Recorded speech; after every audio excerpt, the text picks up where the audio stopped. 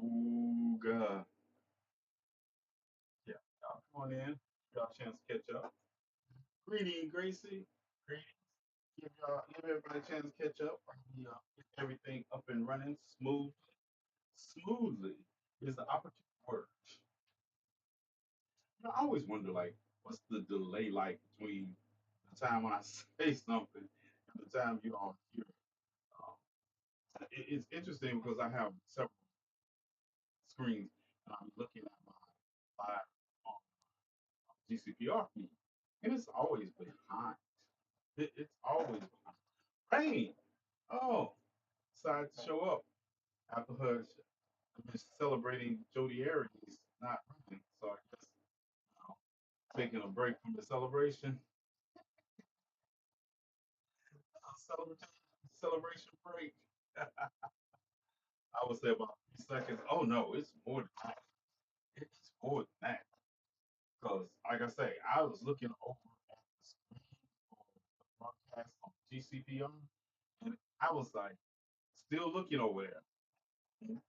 I was trying to catch it out my corner of my eye, and I was like, I'm still looking over, and that's like more than 7 seconds. So if it's more than 7 seconds in the same room that I'm broadcasting from, greetings, Joy. Greetings. Greetings. How you all doing? Yeah, yeah. Tap, tap, tap, tap, tap, tap, tap, tap, tap, tap, tap, tap, tap.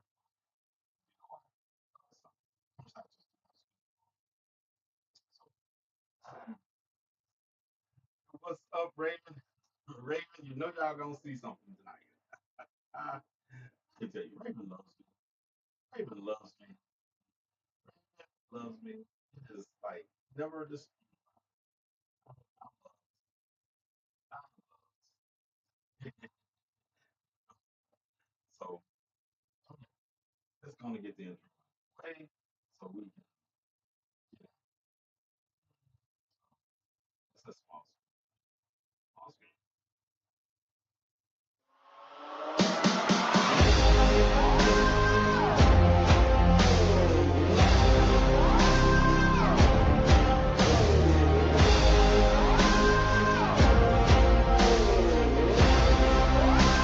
Conversations with TNathan delves into the stories of activists, scholars, and everyday heroes who have fought to continue the fight for justice, equality, and liberation. Not only will he educate and inform, but also empowers listeners to become active participants in the ongoing fight for justice. Every night at 11 Eastern on the GCPR network. Yeah, yeah, yeah. Y'all hear it? Y'all hear it? See, we live. Yeah, there we go. Got the application. Man, it's so nice. But hold on. Lock that back to the main screen. Watch this. Watch this. Y'all see it. Y'all see it. Y'all see it.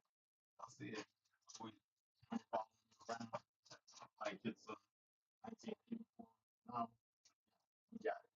Ah, what's up, nephew? What's up?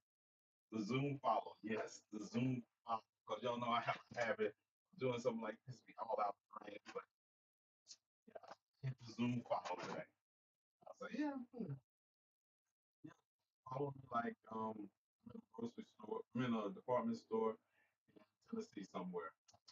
Yes, the camera's following me.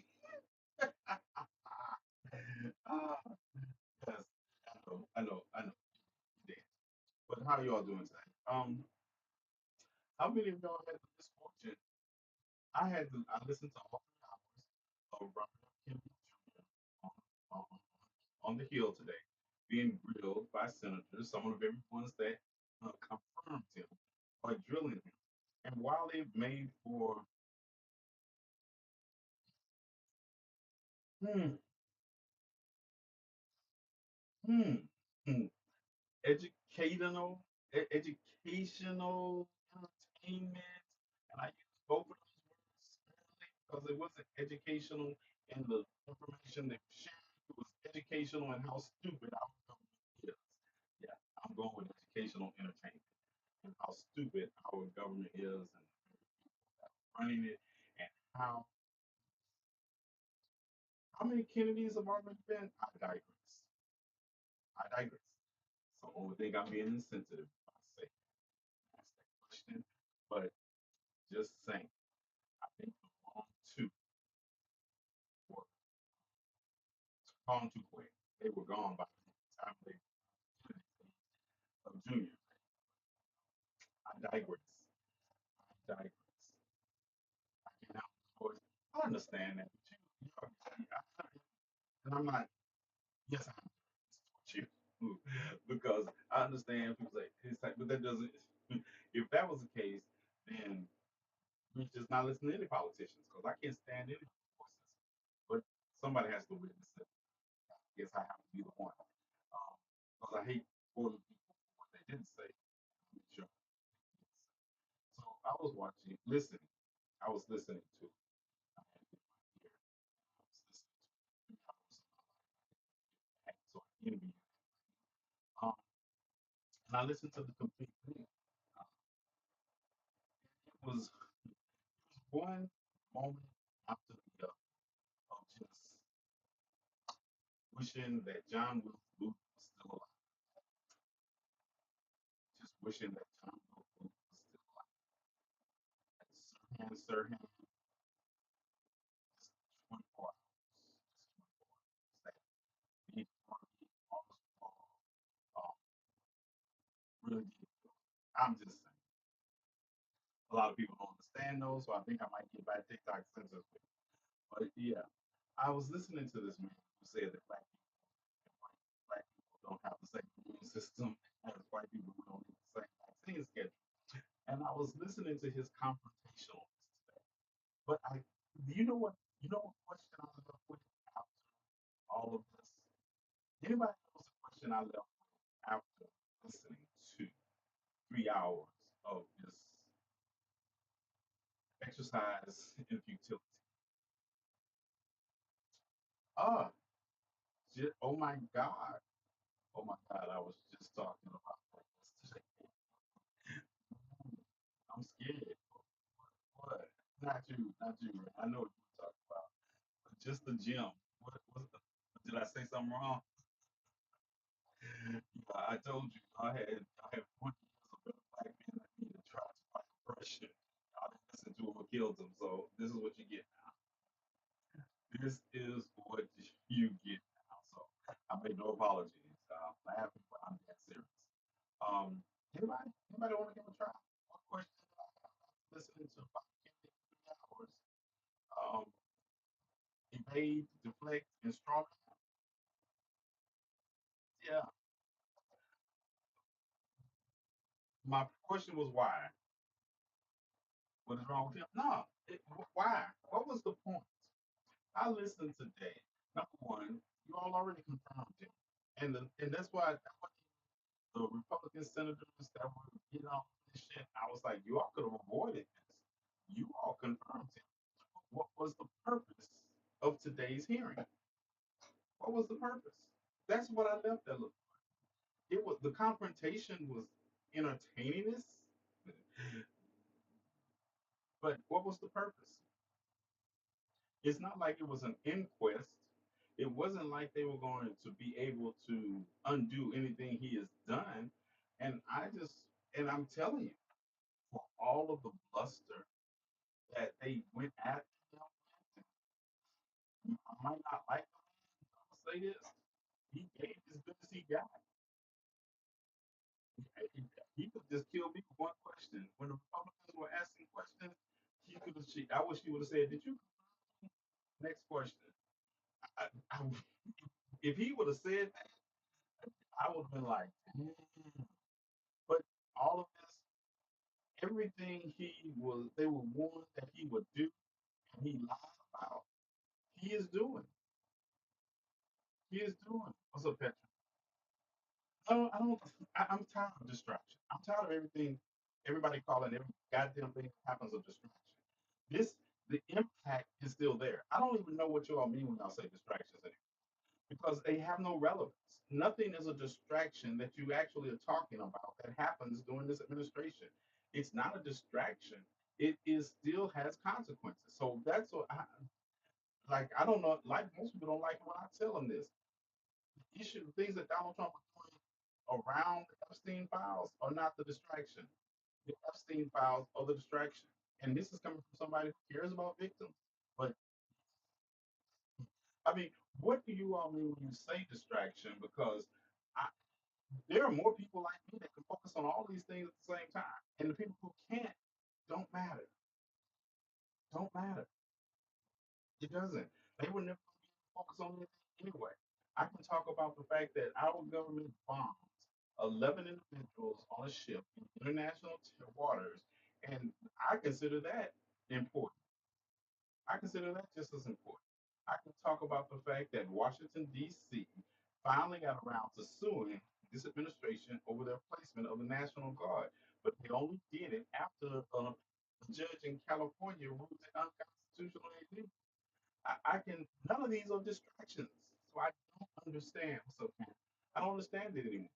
If it's distracting people who were never paying attention in the first place, then it's Mox Nicks. But we can't keep going to that as an intellectual conversational piece because we are talking about issues that, I heard someone call one man a distraction. I was like, what? What from what? SNAP benefits being cut? Cut in the next couple of months to people who we can watch 2 million people fall off the work rolls of staff. We can talk about the fact that the jobs report came out as far as not the job report, I'm sorry, but there are more jobs there are more people looking for jobs than there are jobs available. We can talk about how tariffs are undermining. Now, you want to say some of the distraction, maybe because other people. How? How long have I been lying to somebody? Somebody. Your live is not eligible for recommendation and restricted searches because it primarily directs people off the platform. How long? How long is this the quickest I've gotten this? How long have I been? How long? Jay, can you see this on the U of the tube? How long? Hold on. Hmm. And my stupid ass always submits the appeal like I'm gonna win it. That's stupid. And they just take one time. They ask me to appeal it again. Um, yes. Uh, it's like I haven't even. Has it been 5 minutes? I've been live about 5 or 10 minutes.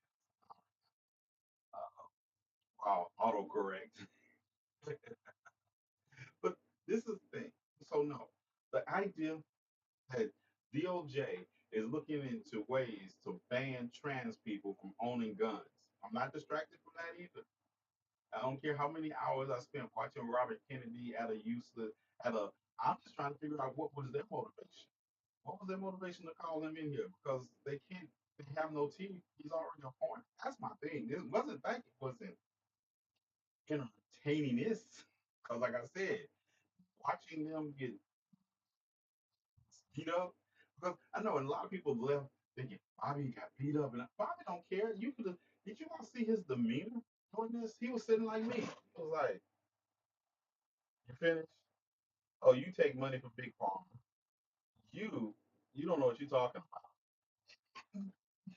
It was like, okay, and I got 3 hours. It's not like I can go run like I got the education to go run the health and services department, but I do have the ability to make you all look foolish.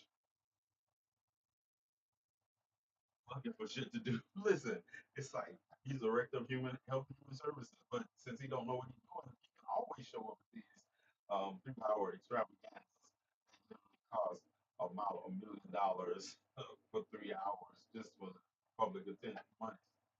But hey, it's still important because I'm not one of those people this far out to say I told you so.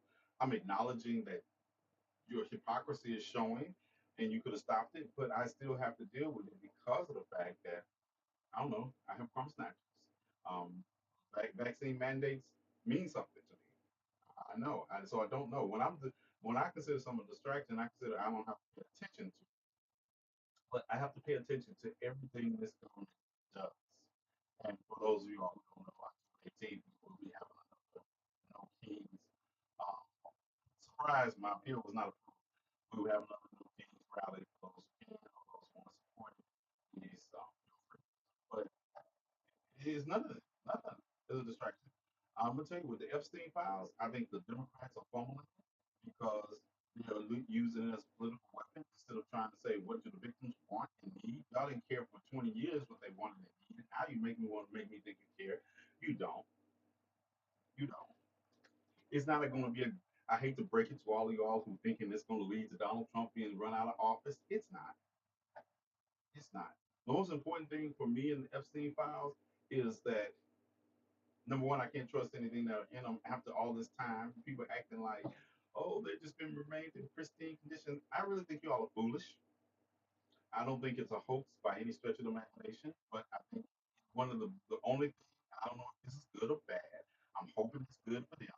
But one of the things is the victims have finally got together. A lot of the victims have finally come together and talked about their experiences, and I hope that helps them.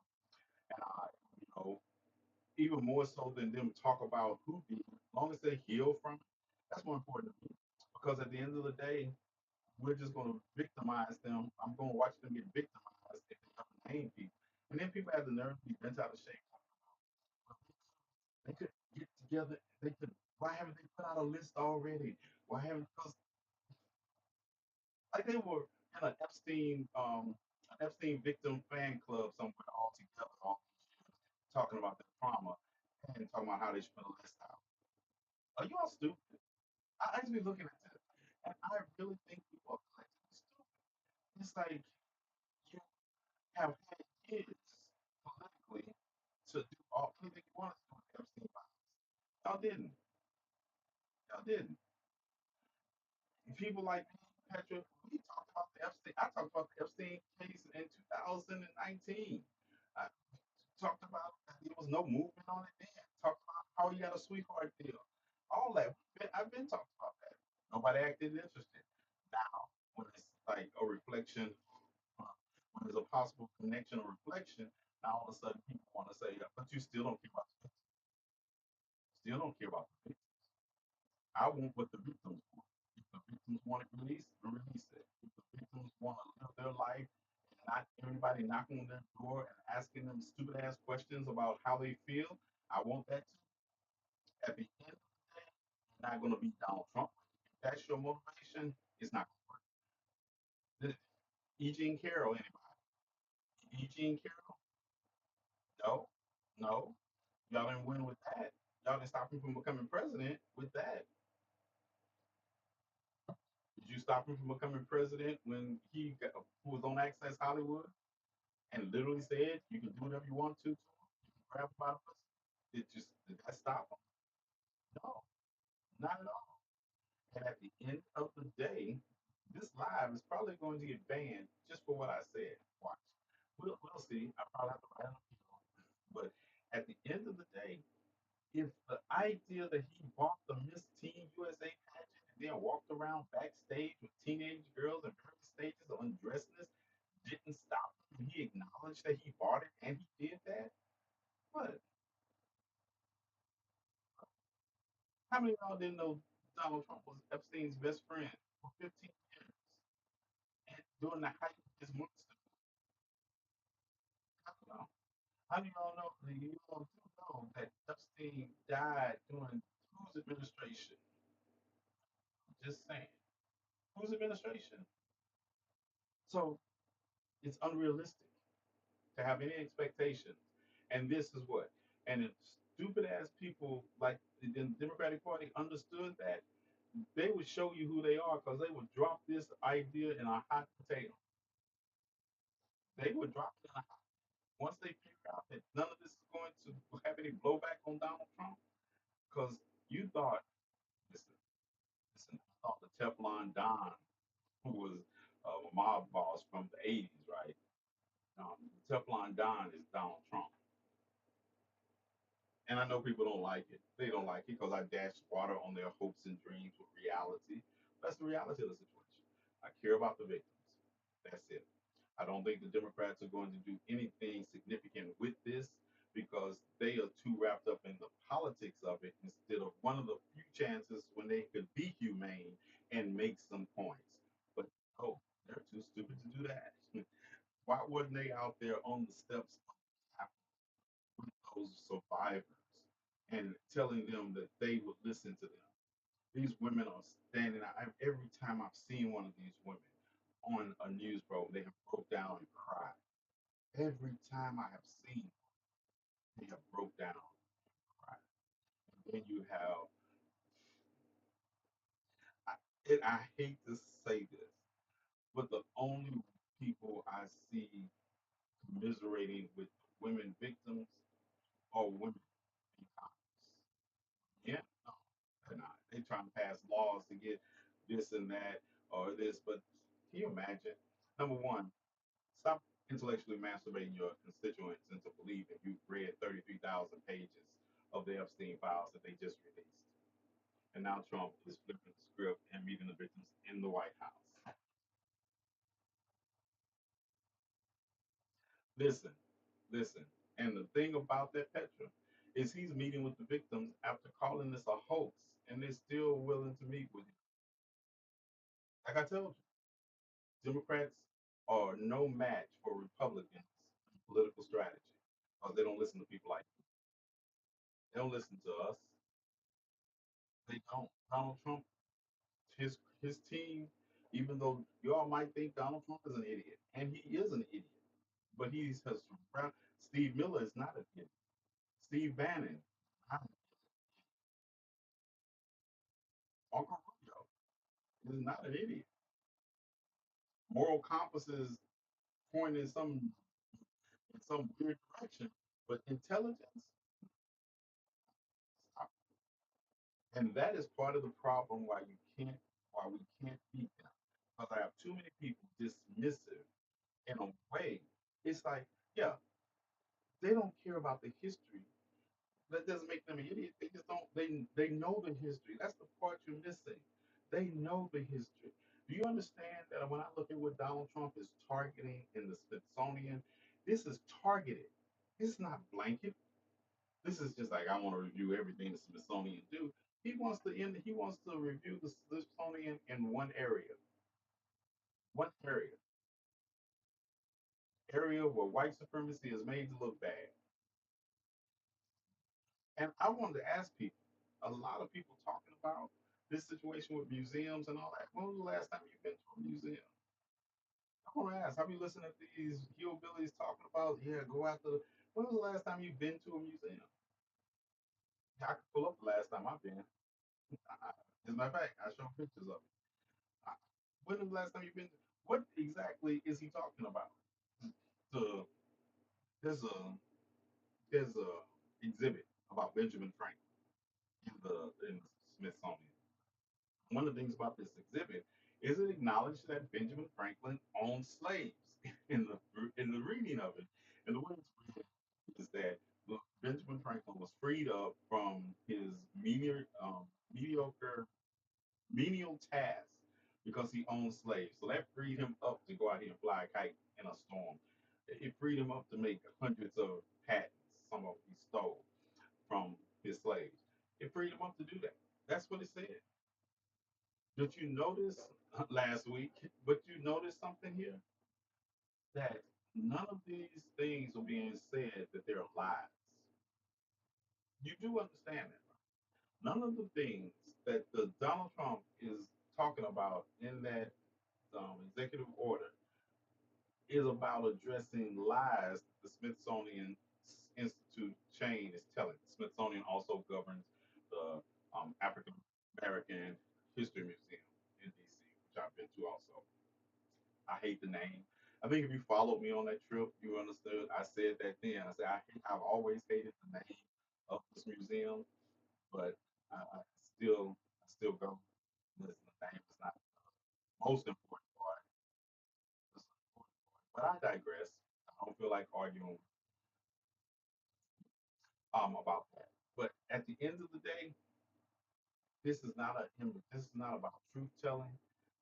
This administration is about controlling the narrative, and the two are not mutually exclusive. And as soon as you all learn that,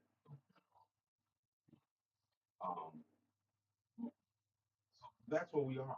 There are no distractions. All of this has relevance. because Donald Trump's administration has found a way to connect with the most base form of the level. Donald Trump speaks on a sixth grade level because that's what the country speaks on. I was going to do a video about that too. I'm gonna do a video about it because all these people. I asked a woman on Twitter, on X, whatever they call it. I asked the woman. She was talking about trans drag queen story time, how she want her kids being, and I went through and and I don't do this for the edification. I do this because it pisses them off. That's another thing keep telling y'all. People say you can't educate. I'm not trying to educate them. I just like to see them get pissed off. And when do I find out they're the most pissed off? When they block me. That's my telling sign. All these videos y'all see, when people block me, I've accomplished my mission because obviously no one else is listening to me.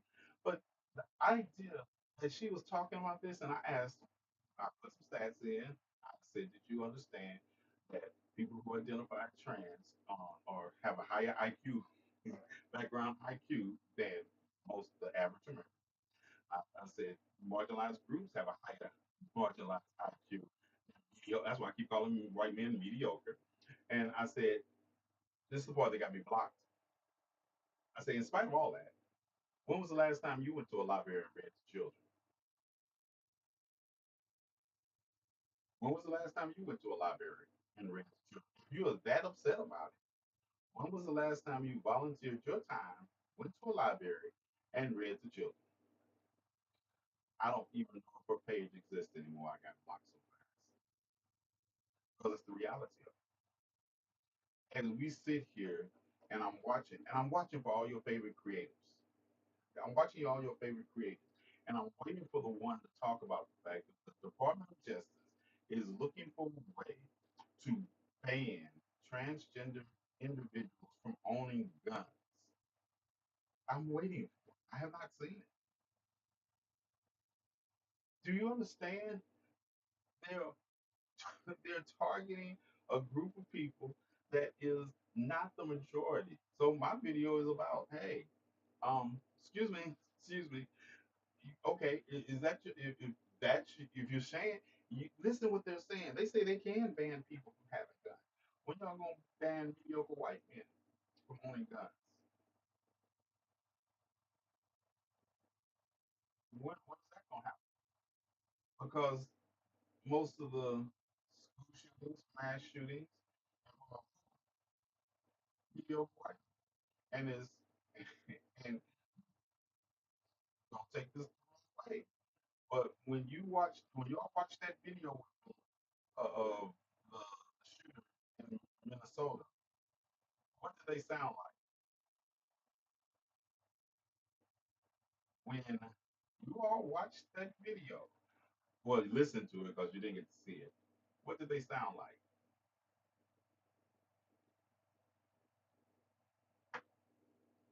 Did they sound like a mediocre white man? It wasn't just crazy sounding, Ray. I'm saying the thing they had in common. It sounded like a mediocre white man from every other manifesto video I've ever listened to or saw. And like I say, y'all would have been mad at me because if I would have listened to that video and you would have said, "Hey, what do you think the gender of this person was?" I would have said white man. I would have said white man.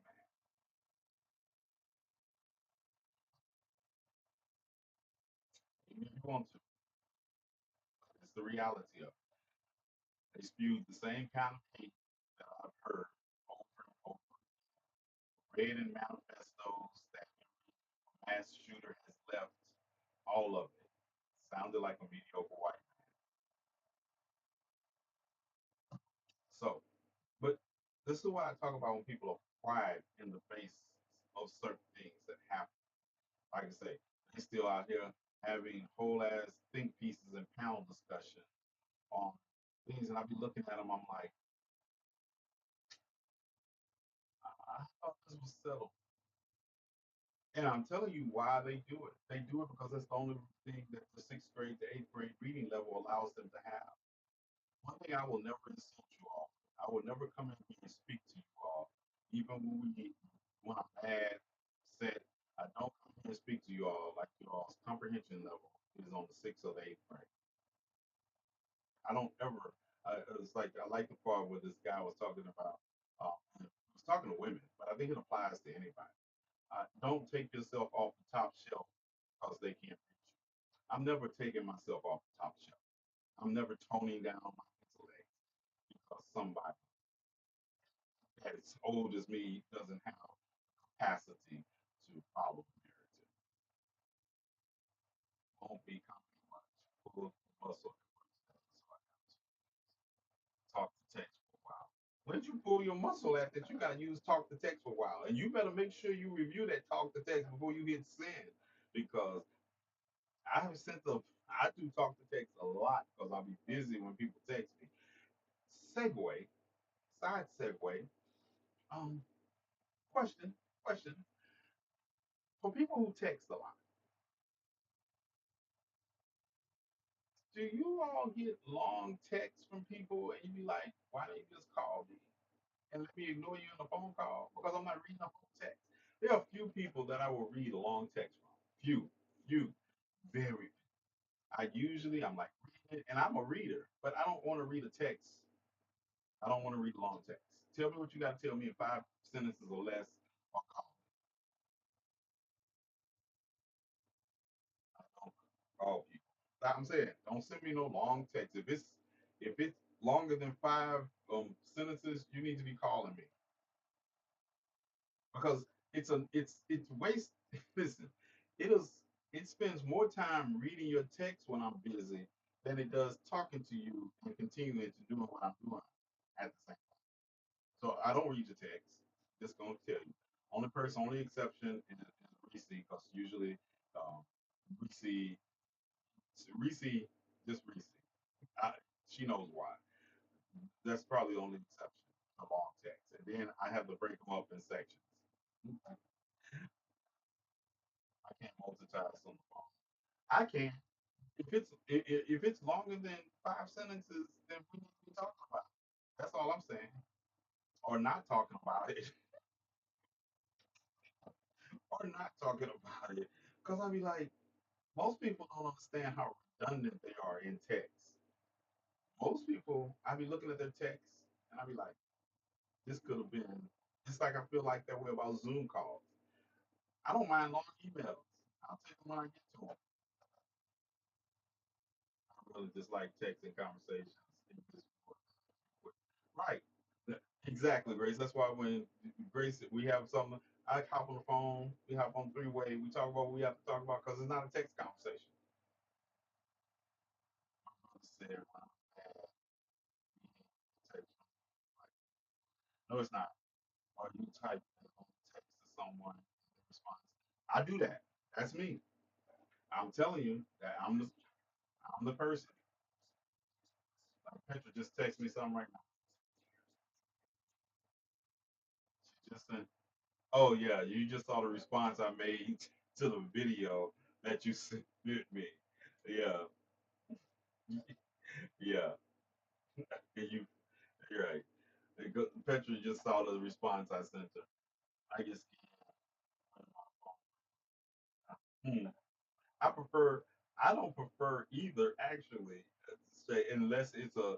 I don't do good with small talk. If you know me, you know. If I know you, if I know you, then I don't small talk. Don't talk to me about the weather unless it's relevant, because I don't care if it's relevant. Like what subway on Labor Day. Yeah, you can ask me what was the weather like. And that's relevant too, because we're doing something. We're doing something. But just out the blue, ask me what the weather was. I was like, I don't know. I don't know. What is it? Especially and I know people be trying to have a conversation, ask me a question. I'll say Google it. I said, what's the weather like where you are? I'm in Kansas. Google. Yeah, I know. It's hard. It's hard. I know. It's even better. It's like I would rather you like this. I don't mind. I don't mind you sending me links to articles. As long as they don't send me. I'd rather you send me a link to an article and ask me about it than send me some mediocre person talking about the article you sent me. Maybe that's the clue y'all need. Stop sending me mediocre people and just send me an. Oh, you don't have my telephone number? Well, yeah. So I can call and talk about teeth. Yes, my teeth. They're right. Yeah, of course. I rather talk than text. There's always misunderstandings. Like, yeah, listen, that's because you get too long a text. Short texts, there's very limited things to misunderstand in a short text. Short text. Most of the time, I tell people I don't talk like on the day because I'm busy. Or Petra will text me something, I'll leave it, I'll get back to it, and it's no problem. People will text me these long texts and want a response at 10:30 in the morning.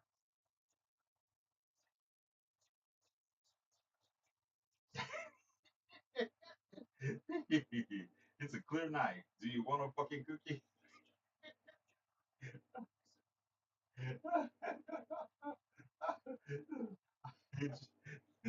Ray just sent me the weather where I'm at. See, I didn't know it was a clear night. I hadn't been out recently. TikTok needs to be. No, I don't think that. That's like we might as well say our telephones just because people use them in ways we don't. That they use them. I'm telling you something. TikTok is social media. Even though I don't dislike social media. I dislike people. That's let me listen to me. I don't dislike social media. I dislike people. And just because a person uses some, we're gonna feel that way. Then it opens up a can of worms. Because just because somebody uses something in a manner that is despicable, immature, or dangerous, and I'm not even talking about guns, then the issue is the person. That's why I talk about gun legislation. Yes, we need to address gun legislation by restricting people from owning guns. That's it. Restrict the people who can own guns. That's the gun legislation I'm talking about. Background checks and all that. With social media, it's because you base it on the worst of social media instead of the best of social media. I'm here. You're here. The people in this room are here. That's a showing that social media allows us to connect across distances that we would never have connected across without. So, like I say, social media is not my problem. It's people on social media that we need to do better with. Because to say that would just be to disavow and not acknowledge the good people that I have met, the people that are in the same car and going in the same direction than we would have. It's our job. That's why I tell people it is our job to use social media in the means and the manner in which it benefits the revolution and not just complain about it, but say, hey, if white supremacists can use social media to benefit them, why are we sitting around complaining about that and not using it in a manner that gets our message across? I am not here to teach white supremacy. I am not here to save white supremacy. I am not here to save bigots. I'm here to connect with people that want to affect change in the real world and talk about how we navigate that change. That's what I use social media. I don't get mad at the hammer because somebody picked it up and bashed somebody in the head doing murder spree. The person did that. The hammer was just a tool they used. So, yeah, if anything, for me, what social media has shown me is how big the problem actually is, as to how delusional we were in the 80s about how we thought the problem could be solved. Social media has forced me to change my strategy in a way to encompass not only white supremacists, but the enablers of white supremacists through their ignorance or their company. Goes get in trouble. So, so she on her own not only talk about it, but put into action. Right, right. I'm here to show people what it looks like. When we feed those who happen to be homeless, I'm here to show you what it looks like. And so you know who is actually doing the work and who's just talking about it. It's a learning curve. It's what we do. Thank you. Thank you, Rain. Definitely helped. Like I said, we're going to. I wish I could show you these cookies. I could show the cookies, but I have to transfer them to the computer. Um, oh, Okay, cookie rolls. Yeah, cookie rolls. It isn't. Somebody asked me, somebody who's, I'm going to tell Grace, I don't care, Gracie, be mad. Gracie is preparing cookies for us to give out when we go to St. Louis. And she sent me pictures of them. And I was like, "Don't you make enough?" And the thing about it is like I told you, got so much going on in September and all that. And she was gonna drop them off, and I was like, yeah, maybe the good thing I can't get them. Yeah, it may be a good thing I can't get them. I don't get them first. Yeah, yeah, Raven. That's why I was asking you about the place I was asking you about, Raven. How far you were from there, because that's where they're heading, and that's why I was wondering if y'all could cross paths. But we're gonna. She, she gonna drop them off in St. Louis. Um, oh, yeah, she gonna drop them off in St. Louis. When I found out it was hours, see, I'm. This is another reason why I don't drive. I'll tell somebody something with no idea how far it is away because I'm like, it sounds like it'd be close, but I'll be volunteering other people's driving time to tell somebody this.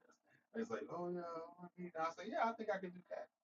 Haven't checked with nobody.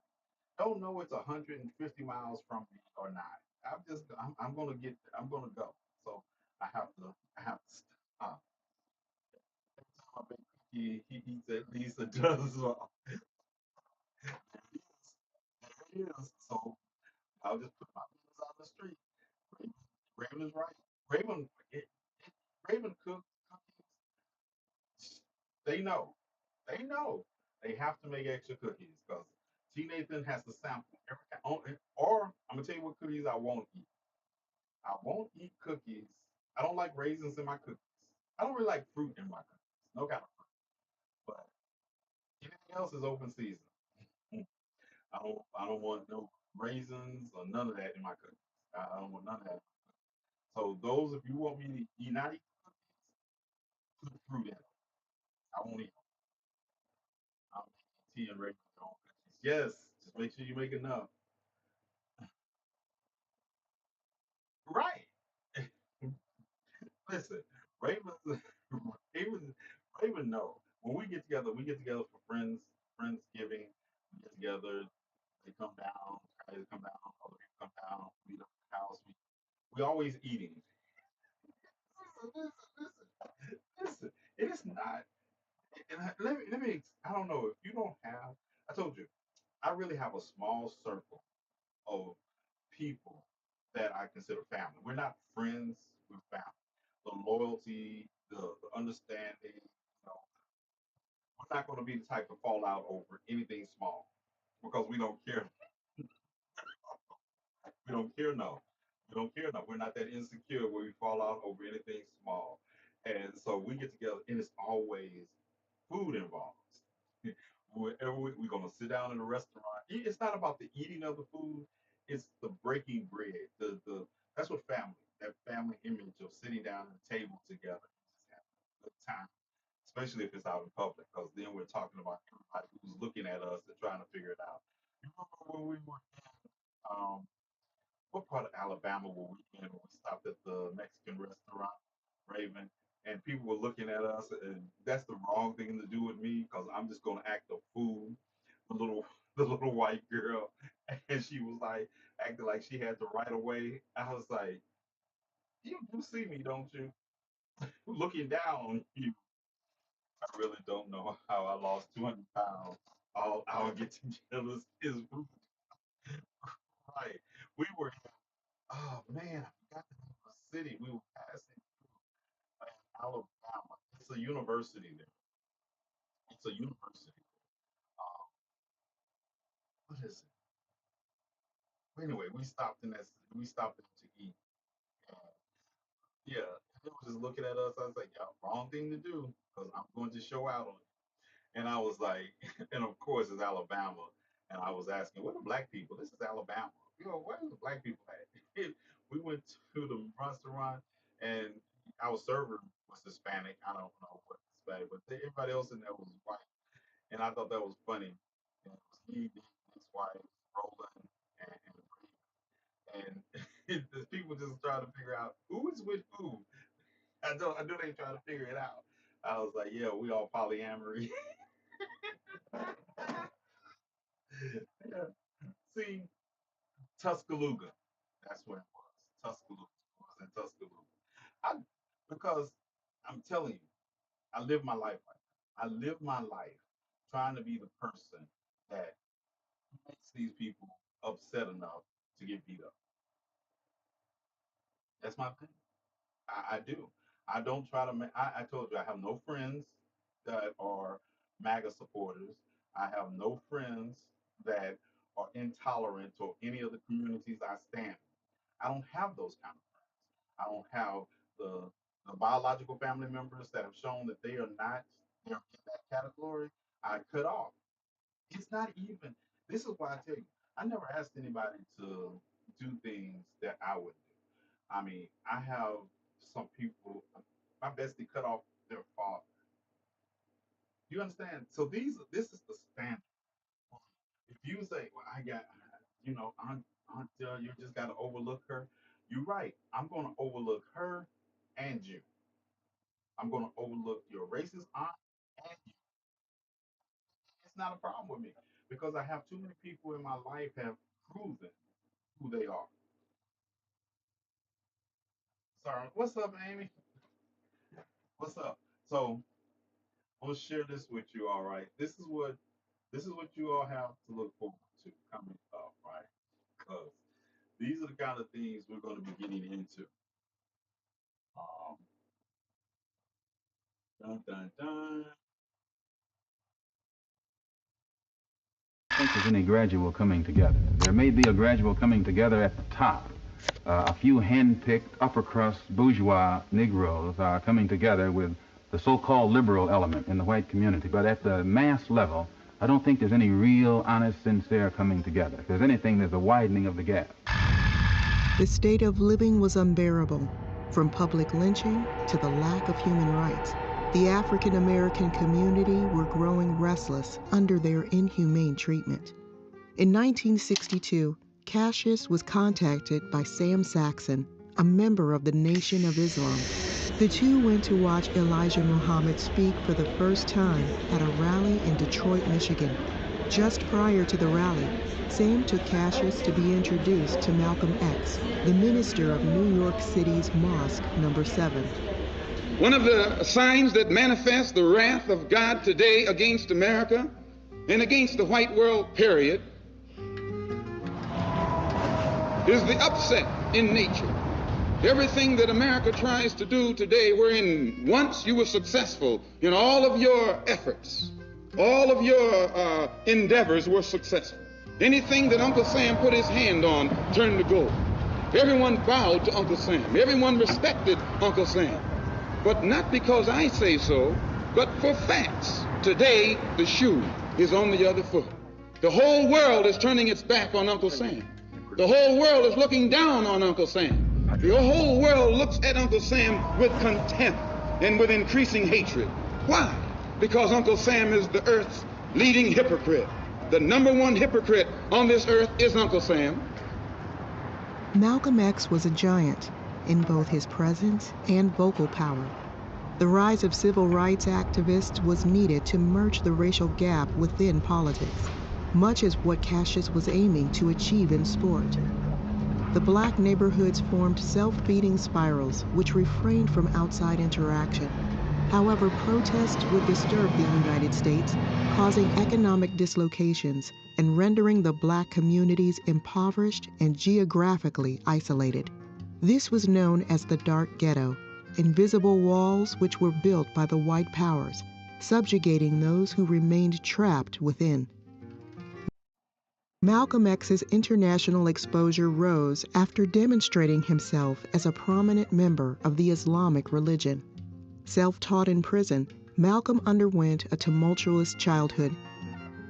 Yeah, I know y'all know the story. I know. Yeah, I don't have to fill y'all in on the story of El Hajj Malik Shabazz' life, but the thing about it is, I had to. That was the first documentary I watched on on my channel that somebody had access to. So yes, that documentary is was Rosa Parks. I'm not I wanted to play that clip because now you understand. I want people to understand when I hear people talk about ghettos, and even in the American sense, because the word ghetto, the word comes from the Jewish encampments that was the one that was moved into Nazi Germany's reign. But number two, even if I am, even if I am gifting with that ability to say it and terms to say it, because you heard it was called dark ghettos. Adjective means something. And that's a lot of things that people don't understand when they use the word ghetto.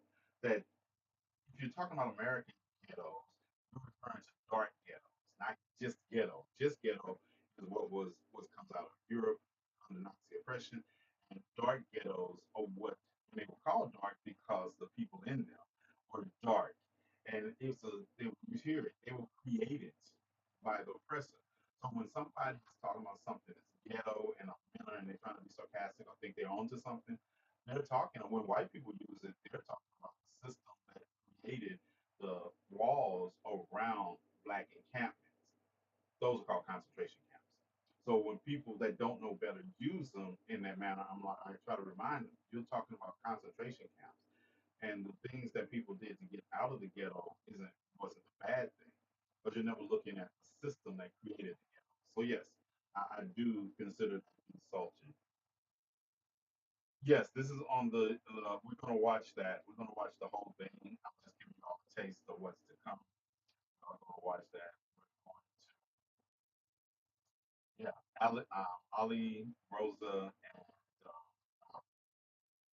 yeah. So we're going to watch. We're going to watch that also. And it's on. Yeah, I told you, Raymond, he loved me. He gave me access to a whole a whole app that has nothing but documentaries on it. Y'all might get some canceled shows a lot. Y'all better hope I never. If I start watching a documentary and it takes more than an hour to watch it, I'm going to just tell you we might not have a show. So I can't watch documentaries after 7 o'clock, and I can't watch them on Thursdays or Tuesdays at all because we won't get a show because I won't be able to watch them till after 9 o'clock. After, two. So I don't know if we watch it tomorrow. Tomorrow's Friday. We're going to watch The Harder They Fall tomorrow. Is my is my chief of security still in here? They usually alert me. Yeah. I found out that my chief of security hasn't seen The Harder They Fall. I was like, you haven't seen The Harder They Fall? So yes, we're going to watch The Harder They Fall. FBI agents just caught on. No, stop it. I know you're talking about Joseph Smith. You're talking about Joseph Smith. He's not an FBI agent. He's the acting director, DOJ acting director. You're talking about Joseph Smith because that is Petra. That is one of the things that bothers me. That bothers me. You sent the link. I'm asking you. Is it Joseph Smith? Yeah. Is it the acting director? Hold on. So talking to the undercover. Yeah, that's Joseph. Yeah, that's Joseph. Yeah, talking to the undercover agent, and he doesn't say anything that isn't already known. That's what I talk about when I talk about the Epstein files and how I'm tired of people with things like this because it has no relevance. It has no relevance. He didn't admit anything we didn't already know. I listened to the entire interview that Todd Blanche, the assistant director of the Department of Justice, the Department of OEI, that Joseph is the acting deputy. He's not even acting director. He's the acting deputy director. See, this is see how much I have to know about these things. I have to know these things to counter these arguments that people think these are. Joseph Smith is the acting deputy director. This is acting deputy director, and he was trying to impress a girl. He was trying to like he was saying something that was not known. And then people run with this, but these are the same people who didn't listen to Lane Maxwell's interview with Todd Blanche, the assistant director to the Department of Justice, who you could listen to this and say Joseph is some weak ass white guy trying to fuck something, and so he was willing to tell this person what he knew was rumor. It doesn't matter. He has nothing to do with the Epstein files. Nothing. He does not even have access to them like Pam Bondi or Todd Blanchett had. He doesn't. The idea that if you all don't understand that the Epstein files have been in custody of the United States government since 2005 to 2019, and we haven't got a list, you can't trust anything they say anyway. If you think they were just sitting in some vault in what is this, Indiana Jones type you got to go through all this. No, these files have been there and they have been documented. And I keep telling y'all, no matter how you all want to believe, there's not a list.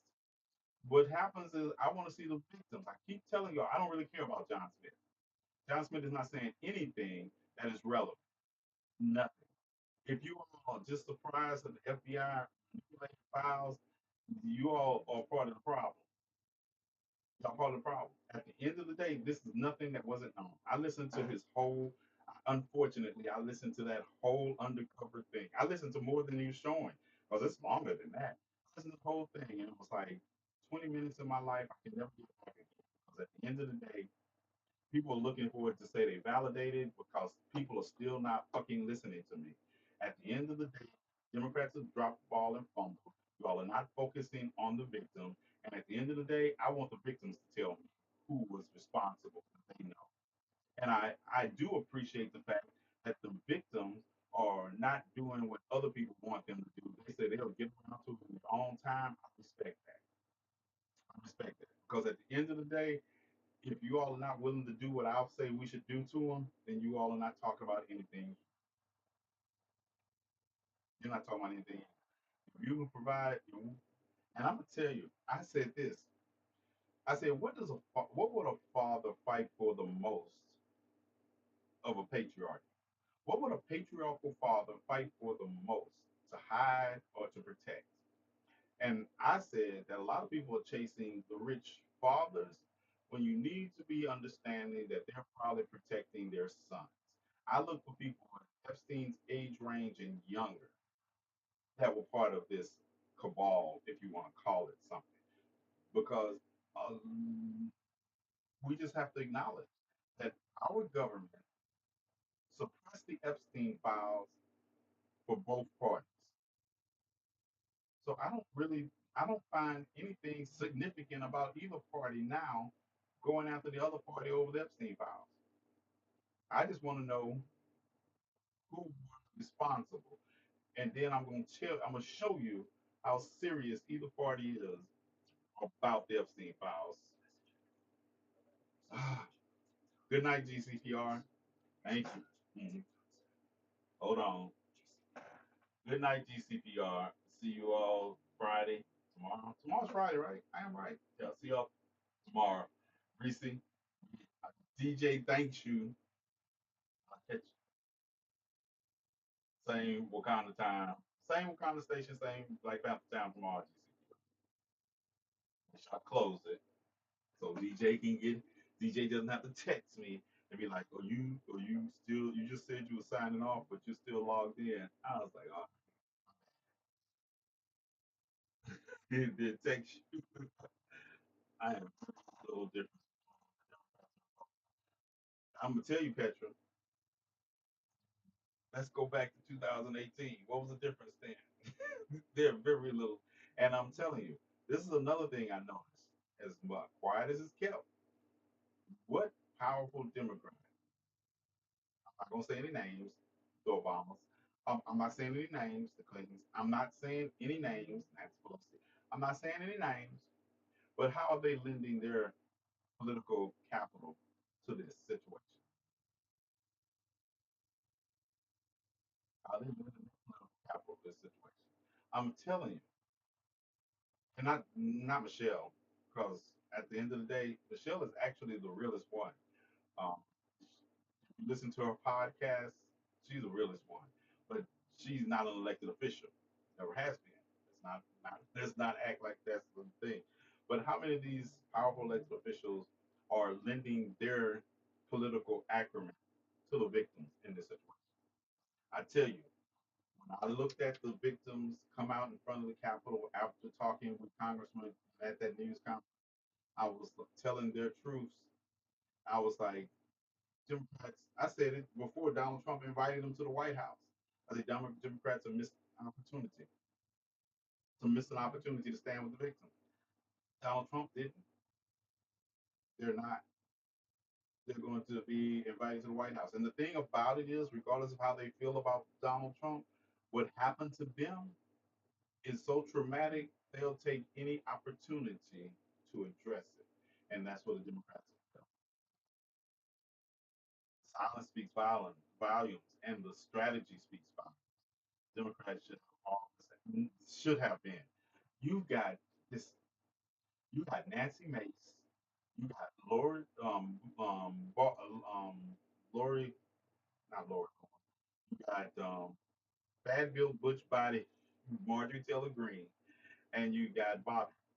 And they are actually speaking out for the yeah, they're actually speaking out for the victims. And I'm saying, besides Jasmine Crockett and Summer Lee on the Democratic side, and Senator from Maryland, you don't have that same compassion coming from the opposite side. Yep, yep. But it's still on. Still on. She for that moment. Yep, for that moment, and that's what I'm saying. But the and I hate, and I'm not going to make it political for me. But if you're going to make it political, there's a way to do it that the Democrats are not doing it because they're more concerned. Listen, if your goal is to take down Donald Trump, Epstein files are not going to fight me over it. But at the end of the day, it's not. No matter what, no matter what they say, you can have surveillance cameras that caught Donald Trump in the Epstein files. That I don't believe, and the reason I don't believe that exists because both parties, if there was something that was truly incriminating by someone like Donald Trump Clinton in the Epstein files, we would have been at it. We would have been at it. Or even if we don't have it, that means it's not there. Not saying that it wasn't once there, but it's not there. And I think it was not there a long time before now. I just be wondering sometimes, TikTok, the issue we deal with plus essay, and then we have to fight with people to believe it's right, right. And that's the thing that when I'm watching and I'm listening to people talk about Epstein files, this Epstein files, that what about the victims? And then once I say that, they'll say, "Yeah, we're trying to get justice for the victim." No, you wouldn't, because you would have led with that. You would have led with the fact that as somebody who actually interacts with women that have been victims of SA and trying to help them navigate their protection situation from a distance, because I'm still a man, and no matter what, no matter my intent, I understand that I am just a man to them. And it's not about trying to convince them anything else, but still doing the work that it takes. But the work that it takes requires me to say, what do you need as the victim? Do you need me to stand a mile away when I help you? I will do that. It's not even about the first thing is taking the person down, because I can do that with or without them. What it is what do you need me to be right now? And Democrats are not, and that will come back to haunt them because we live in a society where what is it, 1 in 3 women have been SA'd in their lifetime. So we're dealing with a third of the population of this country has been SA'd, and the same people now that we are listening to that are approaching this, right? That we're listening to approaching this are men explaining, listen, men explaining what they need to get out of this situation. Yeah, that's fucked. And the Democrats will never will. People need to move up on the Democrats. Need to focus on it. People need to focus on that, but they also need to focus on what it looks like to tear this system down. And it's a two prong. You can hold two thoughts at the same time. People need to focus on what it looks like to tear the system down and to build something that works equitably for all of us. And you need to do that at the same time. You're manipulating the system to not do any more harm as it already does. And I think that's the part. I tell you, I never talk down to you all. I never talk to you all like on the sixth grade, eighth grade level. I talk to you all complexities of what we need to do and what the failures of what we're not doing. Y'all don't want me for president because that's my bestie. The first thing I'm going to do is tear down the democracy and replace it.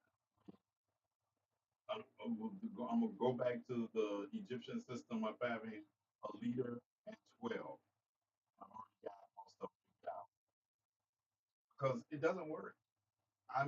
When it comes down to it, if you know me, yes, I believe in putting people in the position to do the position. I don't believe in micromanagement. But at the end of the day, I don't believe everybody is entitled to a position because they don't have what it takes to fill it. That's how we come up with this representative system where we have a man leading HHS that doesn't have any kind of degrees in anything related to medicine or science. We do. I think people people think that they can just fix a system like ours. And I keep telling them, you can't because our system isn't broken. It's working designed the exact same way it's designed to do. You cannot even, you can only do so much to stem the damage the system causes at best. But trying to fix it, it's like I talk about midterm elections and these people talking about, well, we're not going to do anything. We're just going to wait to midterms and we'll fix the problem. How? What does that look like? What does fixing the problem during midterm look like? What you gonna do? Are you somehow going to get rid of Donald Trump and his entire cabinet at midterm? Y'all know how this works. And if they're about to gerrymander themselves into longevity and no one's talking about it, on the level of like you just gonna run out the state and think you did something. How did that work last time I ran out of state? Still got gerrymandered. Instead of saying this long-term strategy should be to say, hey, and that's one thing. Gavin Newsom, I cannot stand him. Cannot stand Gavin Newsom. But he does have the right idea as far as standing up to Donald Trump on the level he is. I think they're both pieces of shit, so it shouldn't be hard to stand up to each other. But at the end of the day, listen to me. And if you know me and follow me for any amount of time, gerrymandering is racist and wrong. It's racist and wrong. It was racist and wrong in the 50s. It was racist and wrong when Jim Crow. It was racist and wrong when they did it after Reconstruction. It was racist and wrong. It is still racist and wrong no matter who does it. Here's the thing. I don't have any buts. I don't have any buts. But the thing I'm watching is because now it affects white people, all of a sudden, Democrats are on board with it. That shows me everything I need to know. That shows me everything I need to know. Because if you were seriously, let's say Texas, let's say Texas or any of these states that engage in gerrymandering. Do you understand that Missouri is 55% Democrat? How many people knew that? How many people knew that Missouri is 55% Democrat?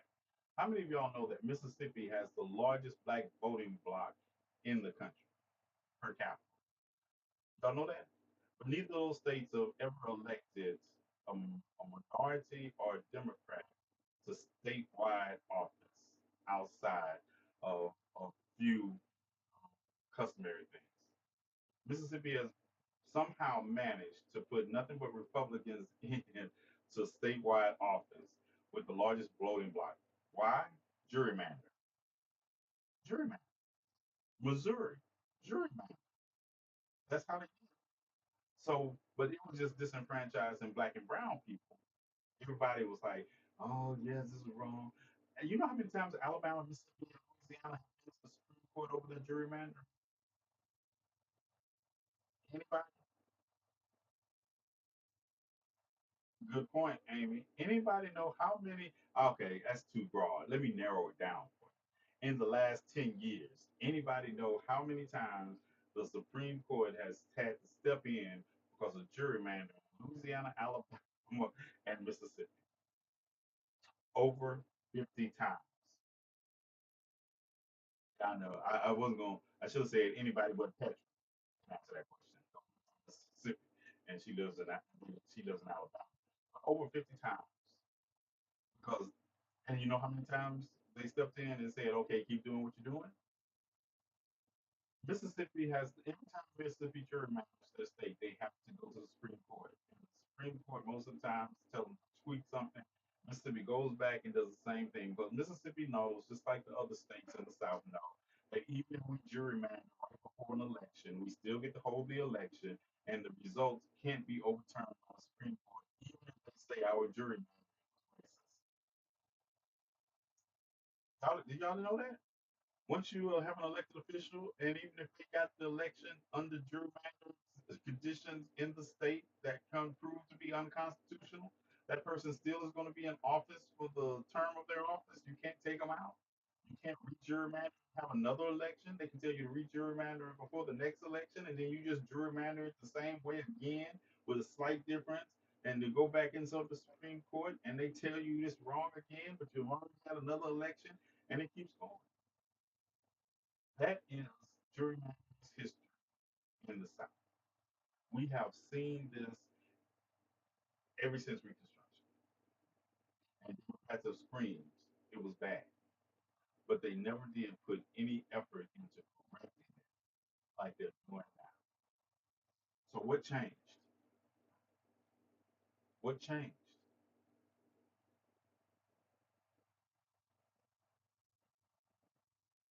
How does Missouri keep getting away with gerrymandering a 55% Democratic population to have only Republican representation? No, no, Amy, money didn't change. The demographics affected by it changed. If white people were affected about this after Reconstruction, they would have been solved this problem. When they got into office, they would have made laws to make sure that you couldn't gerrymander the state. But just like Roe versus Wade, they wanted to run off of it. That's why I tell you, white liberals are not my neighbors because they always tell us to be patient.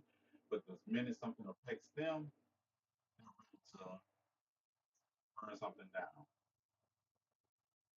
Good night, Petra. What time you got to get to work?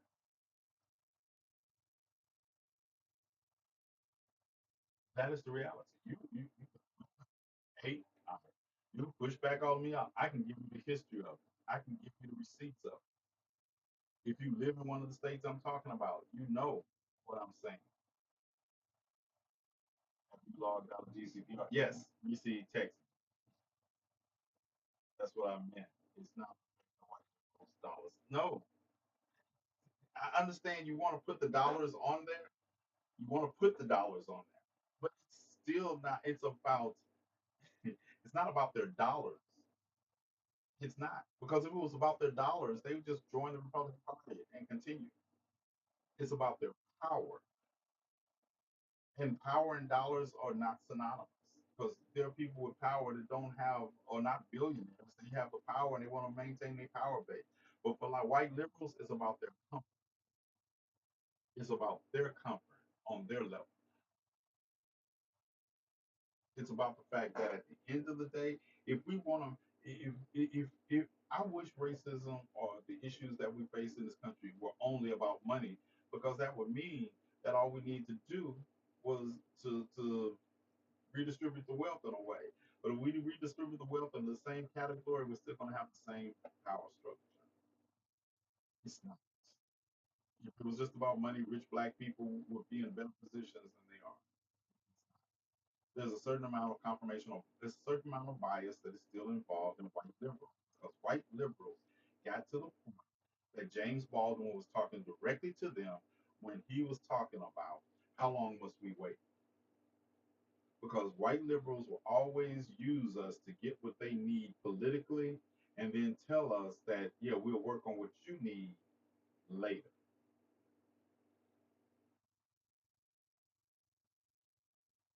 All right, Reese, good night. We will work on what you need later. And it has been okay long as they were getting what they need. This administration has turned that on its ear. White liberals are not getting what they need. They're not getting what they need. They're not getting what they need. And that's why I tell black and brown people that our participation is transactional. We're not going to let you continue to tell us we'll get around to what you need as soon as you put us in power.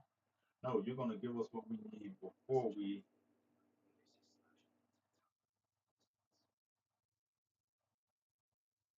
I'm not reading it right now.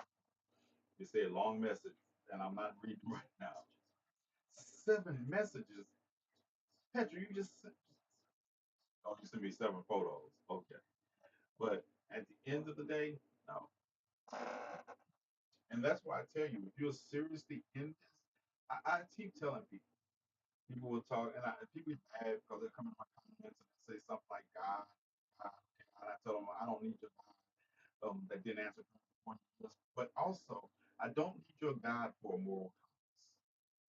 My moral compass does not live outside of me based on a book or somebody else's teaching. My moral compass lives, well, somebody else's unless you count parents.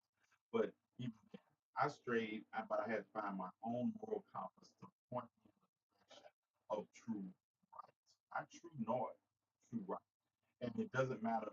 You can find out tomorrow that the Bible was a sham and my moral compass would not change. It wouldn't change because it's not based on anything external. What would Jesus do? I don't know. Jesus is not here right now because even if Jesus existed and tried to come into this country right now, his very followers would say, "Did you come here the right way?" So spare me. But at the end of the day,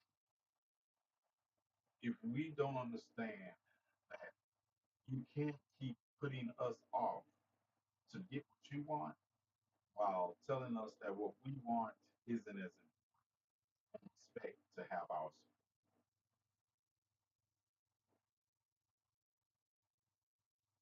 You can't. And that's why I challenge. And you all know, I challenge you all the time. I challenge you all the time on confirmational biases. I challenge you all the time on how what you think is the solution is not even addressing any of the problems. Because another thing white liberals have is they come up with these complicated solutions on things that black people or brown people, the LGBTQ community are not even telling them the problem. I start finding so funny when I find white women get more upset about something than I get upset about it because that's not what's keeping food off the table. I'm telling you, I fight over the N word.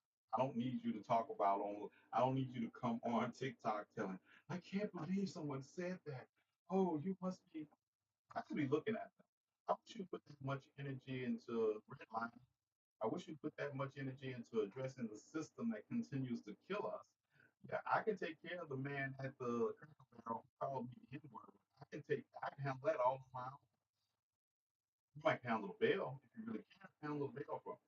But at the end of the day, I don't need your outrage over things that are not the root cause of the problems we face in this country. Your performance is a performance. And as soon as you learn that, the better. Because you will spend all that energy on the things that at the end of the day, some racist calling me the N word is probably already picking up his teeth by the time you make a video about it. But you're not addressing the systemic injustices that we face that lead to our death. You're not the systemic injustices we face that lead to medical apartheid, the systemic injustice we face that caused me after I knock his teeth out to get a disproportionate sentence under the criminal justice system. Because sometimes you don't listen to us about what the problem actually is because you superimpose your understanding for our experiences. That's why some of you all listen to white creators more than you listen to black creators talk about the black experience, not black perspective. feel more comfortable with that. When you're watching, listen, one thing I don't mind white creators getting together and having lives, talking to white people about their biases. I don't, it's not my space. I don't knock them. I don't go into them because that's what y'all need to talk amongst yourselves about your racism. Y'all know what racism is. You know what it is. But I don't, but don't think you can read a black book like by James Baldwin and have an all white discussion group and get it right. And I'm not joking. There's actually a woman that is having a book club of just white people discussing Toni Morrison, James Baldwin, and there was another artist. She was going to do The Fire Next Time, and she was going to do Beloved and the Bluest Eyes, and I want to say she was going to do Hannah Nicole. I think they were going to do the 1619 project. And they were like, yeah, we're going to discuss this and amongst ourselves and talk about the solutions. And I was like, how is that going to work? I just asked her. I was like, how is it going to work? You're going to have the panel discussion in these classes, and you're not going to invite black people in to tell you what James Baldwin meant by some of the things he said that you all are going to interpret from your white perspective and be dead wrong about? Y'all go right ahead. Y'all go right ahead. Tell me you have no clue without telling me you have no clue. Tell me you not only do you not have a clue, but you don't have any true concern about the problem. You're only interested in your own ideology. And y'all had people tell me, all you want is an echo chamber, TNathan. And I was like, no, y'all don't understand. I don't have an echo chamber, but there are some opinions that I do not allow in my space. I don't. What That's like saying everybody is. It's like, and just think of this. Say you're going through a group.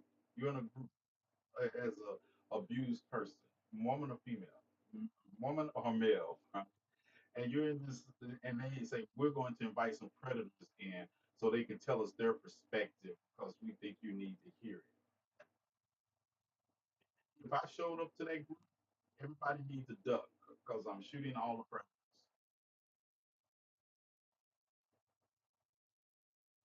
Right. Fire fixes a lot of problems. But see, that's what they that's what they hold to. Like we need to have a discussion about why the predators did what predators do. What? With the victims of the predators or predator-like creatures in this room? Yeah, I've never felt that way. It's open discussion. It is. Even when I push and I push back, but I make sure my pushing back is a teachable moment. And y'all heard me. You heard me, Chief of Security, when I said when I was talking about you. Were you here when I was talking about you, Chief of Security? When I said you hadn't seen The Harder They Fall? Yeah. My Chief of Security is much bigger than me. But I still, look, one thing I know I can do. He probably got the advantage, and if I let him get his hands on me, yeah, it's not gonna happen. I got the advantage on him. I'm gonna hit him in them bad knees. I've been dozing in and out.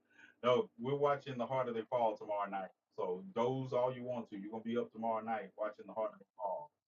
We're gonna watch The Harder They Fall tomorrow night because my chief of security hasn't seen it.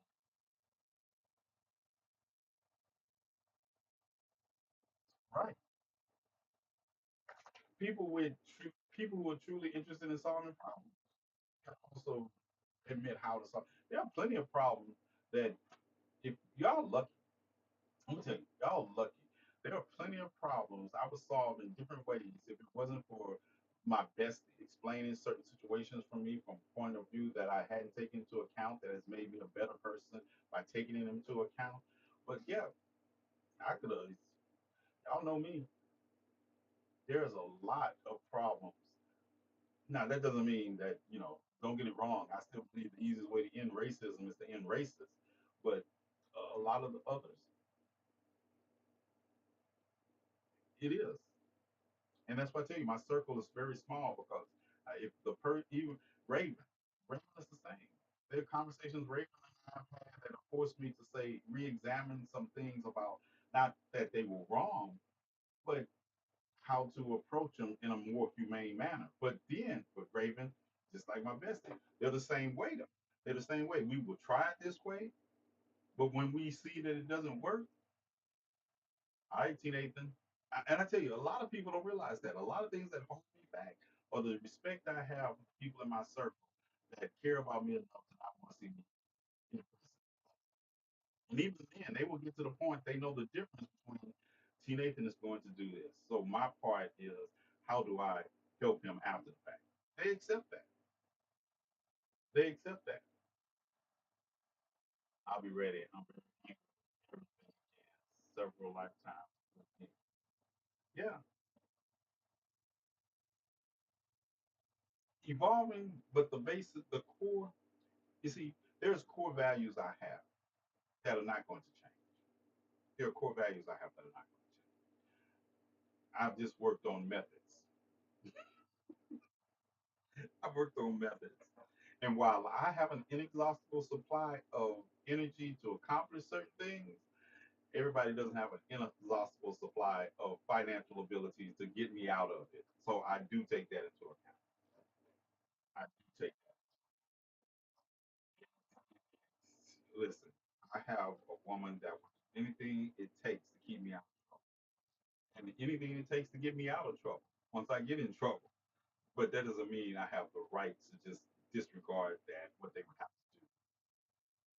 But they also know that sometimes see Nathan is going, but I plan better. There was just one time I'll just hit people in the face. Now I'll be like, I'm gonna have to put on a shiesty. I'm gonna have to cover my tracks. I have to do all this. There's a couple of extra steps in there, but it is what it is. Let's see the problem. Scholars and people point out things that requires. Yes, just because Raven will drive anywhere to help me doesn't mean that in the middle of the night I'm calling Raven to drive. No, we plan it now. We plan, we plan it. And it's not because it's not that I'm going to not accomplish it, but it is what it is. All right, I had to calm myself down soon. Yeah, work smart, right. And my thing is, Amy, it was never hard for me because I had already accepted that mother and father were gone, children grown.